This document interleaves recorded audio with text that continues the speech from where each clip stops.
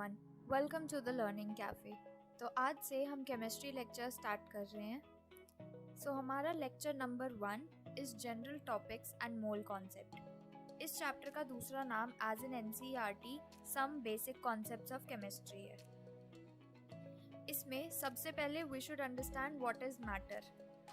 कोई भी वो चीज़ जिसके पास खुद का वज़न हो और वो स्पेस ऑक्यूपाई करे उसे मैटर कहते हैं।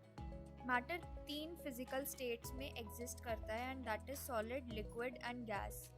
मैटर की 2 और स्टेट्स होती हैं which are both Einstein condensate and plasma. ये इतना इम्पोर्टेंट नहीं है but since we are learning about matter तो पता होना चाहिए for general knowledge. Here you have the flow chart. इसको ध्यान से देख लो। फ्लो चार्ट सिर्फ इसलिए एडेड है क्योंकि इट्स बेटर टू मेमोराइज। अब आते हैं मैटर की कैरेक्टरिस्टिक्स पे। सॉलिड का फिक्स्ड शेप और वॉल्यूम होता है एज वी ऑलरेडी नो हमारी प्रीवियस क्लासेस की नॉलेज से। लिक्विड का फिक्स्ड वॉल्यूम तो होता है पर शेप नहीं होता। लिक्विड को जिस भी कंटेनर में रखा जाए वो उसी का शेप ले लेता है। और गैसेस में ना ही फिक्स्ड शेप होती है और ना ही वॉल्यूम। अब this is the inter convertible equation जो कि NCERT की बुक में भी दी हुई है कि तुम सॉलिड को लिक्विड में चेंज कर सकते हो, लिक्विड को गैस में, and you can do the reverse of it too. अब हम मैटर को on the basis of purity classify करेंगे। So here is the flow chart in front of you. Matter को तुम 2 पार्ट्स में डिवाइड कर सकते हो या फिर तुम कह सकते हो मैटर के 2 कंपोनेंट्स होते हैं, एक मिक्सचर और एक pure substances. Mixture can be further divided into homogeneous mixture and heterogeneous mixture, whereas pure substances can be divided into elements and compounds. इनको हम डिटेल में अभी आगे पढ़ते हैं। तो इस फ्लो चार्ट को भी आई रिक्वेस्ट कि तुम लोग अगर नोट्स बना रहे हो, अगर क्या तुम्हें नोट्स बना ही लेनी चाहिए, तो तुम जिस भी कॉपी में नोट्स बना रहे हो इस फ्लो चार्ट को बना लो। It will be very easy for you to memorise and revise at the last moment. तो अब इसके बारे में आगे पढ़ते हैं। सबसे पहले मिक्सचर की बात करेंगे। मिक्सचर जो होता है वो प्योर सब्सटेंसेस से बनता है। तो मिक्सचर बनाने के लिए प्योर सब्सटेंस ऐड किए जाते हैं और मिक्सचर बनाने के लिए हम 2 मिक्सचर्स को ऐड भी कर सकते हैं। For example sugar solution in water. जब भी तुम चीनी को पानी में मिलाते हो दैट फॉर्म्स अ मिक्सचर। दूसरा एग्जाम्पल है एयर। एयर में सिर्फ ऑक्सीजन नहीं होती जिसे हम सांस लेते वक्त अंदर लेते हैं। एयर में और भी सारी गैसेस होती हैं जैसे नाइट्रोजन, हाइड्रोजन, मीथेन, बहुत सारी गैसेस होती हैं। तो एयर भी मिक्सचर ही होता है। एंड सबसे कॉमन एग्जाम्पल है टी या चाय, जिसके बिना इंडियंस की सुबह शाम नहीं होती है। तो ये 3 एग्जाम्पल्स इंपॉर्टेंट हैं याद रखने के लिए। नेक्स्ट मिक्सचर को ही डिवाइड करते हैं। अब मिक्सचर के 2 कंपोनेंट्स थे, हमने फ्लो चार्ट में देखा, homogeneous mixture and heterogeneous mixture. तो सबसे पहले होमोजेनस मिक्सचर की बात करेंगे। A mixture in which the components completely mix with each other. Homogeneous से होमो से पता चल रहा है, होमो मीन्स सेम या मिक्स्ड, ठीक है। तो अब नाम से ही पता चलता है कि वो ऐसा मिक्सचर जिसमें जो कंपोनेंट्स तुम ऐड कर रहे हो टू फॉर्म दैट मिक्सचर वो कम्प्लीटली एक दूसरे के साथ मिक्स हो जाएं, तभी वो होमोजेनस मिक्सचर बनाएंगे। यानी कि अगर तुम 2 कंपोनेंट्स मिक्स कर रहे हो तो मिक्स करने के बाद यू कैन नॉट डिफ्रेंशिएट कि तुमने क्या क्या मिक्स करा था, क्योंकि वो अब एक सोल्यूशन बन चुका है या एक मिक्सचर बन चुका है। तो वो हम कहेंगे कि वो कम्प्लीटली मिक्स हो गया है, इसीलिए वो होमोजेनस मिक्सचर है। और जो तुम कंपोनेंट्स मिला रहे हो उनकी कॉम्पोजिशन थ्रू आउट यूनिफॉर्म यानी सेम रहेगी। इसका example is again sugar solution. अब जैसे गर्मियों का सीजन चल रहा है, राइट, तुम लोग बाहर से आते हो, नींबू पानी बनाते हो। नींबू पानी में जब तुम पानी में चीनी मिक्स करते हो, जब वो अच्छे से मिक्स हो जाती है तो सिर्फ तुम्हें टेस्ट आता है बट तुम्हें देख के पता नहीं चलता कि उसमें चीनी मिली हुई है या नहीं, राइट। तो sugar solution is an example for it. दूसरा है सॉल्ट सॉल्यूशन। सॉल्ट सॉल्यूशन भी जब तुम्हारा गला खराब हो जाता है तो गार्गल करने के लिए तुम नमक का पानी यूज़ करते हो। तो उसमें भी पानी में नमक डालने के बाद यू कैन नॉट डिफ्रेंशिएट कि उसमें नमक डला हुआ है। तुम्हें ऐसे नेकेड आई से नहीं दिखेगा, तुम्हें टेस्ट करके पता चलेगा। and third example is again air. Next is heterogeneous mixture.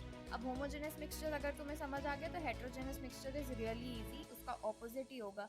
ऐसा mixture जिसमें components completely mix नहीं हो पाते और कभी कभी अलग अलग components तुम observe भी कर सकते हो, जैसे कि mixture of salt and sugar.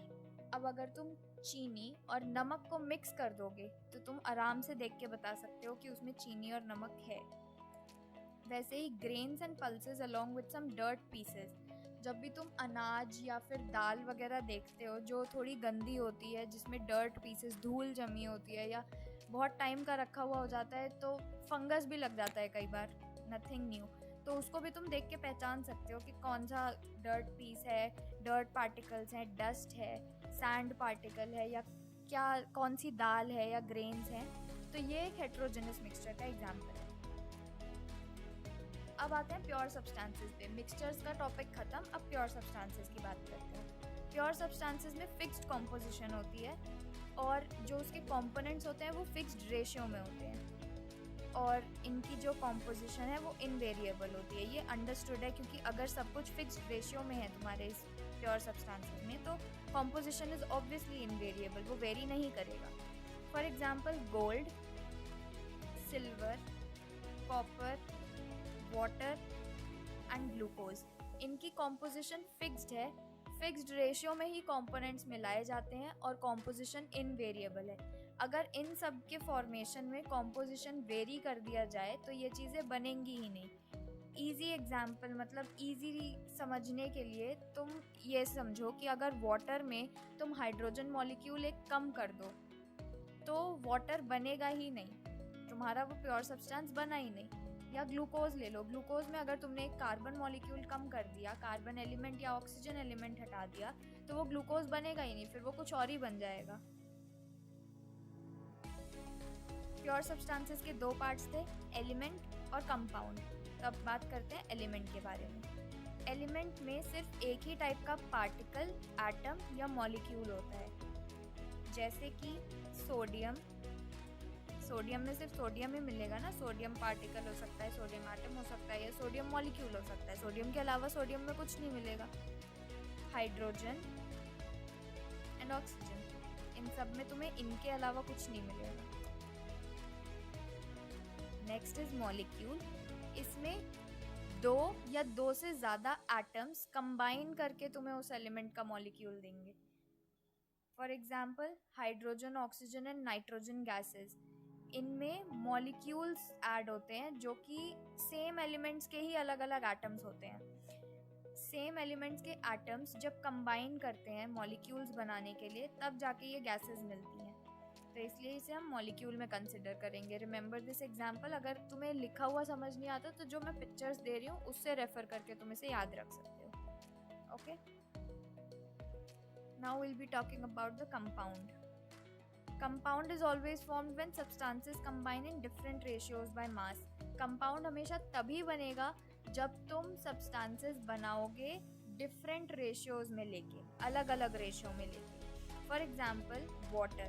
Water में जैसे अलग रेशियो कैसे हुआ, हाइड्रोजन के 2 मॉलिक्यूल्स और ऑक्सीजन का सिर्फ 1 मॉलिक्यूल है, तो ये डिफरेंट रेशियोज हुए ना, तो वाटर तभी बनेगा.